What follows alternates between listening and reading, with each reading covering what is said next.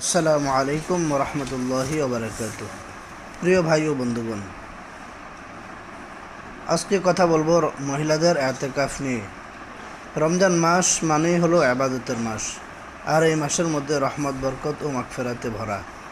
আর এই মাসের মধ্যে আরও একটি গুরুত্বপূর্ণ আবাদত হলো এতেকাফ। প্রশ্ন হলো, এতেকাফ মহিলারা করতে পারবে কিনা?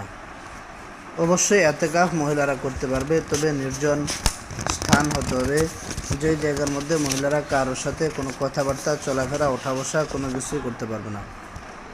মহিলারা এতেকাফ করবে ঘরের একদম এক কর্নারে। প্রয়োজনে সেই জায়গাটাকে কাপড় দিয়ে ভালো করে বেড়ে দিয়ে রাখবে এবং সেই জায়গার মধ্যে খাওয়া দাওয়া করবে। এবং অজু ইস্তেঞ্জার প্রয়োজন হলে বেশি দূরে নয়, বরং পাশেই যেতে হবে এবং কারোর সাথে কোনো কথাবার্তা বলতে পারবে না। প্রয়োজনীয় ঘরের কোনো কাজকর্ম তাও করতে পারবে না এবং মহিলাদের সাথে বা অন্যান্য লোকদের সাথে কোনো কথা বলতে পারবে না।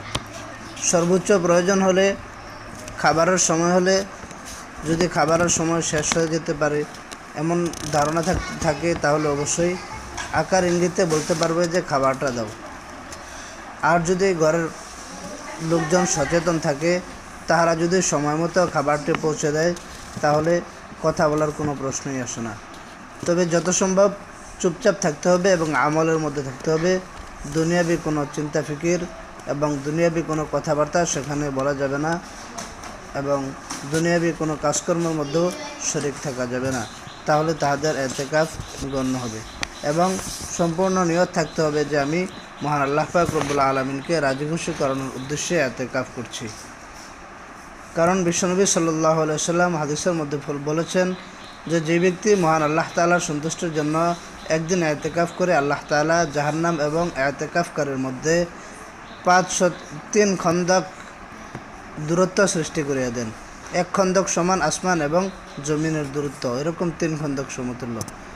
ভিডিওটি যদি ভালো লেগে থাকে চ্যানেলটি অবশ্যই সাবস্ক্রাইব করে যাবেন।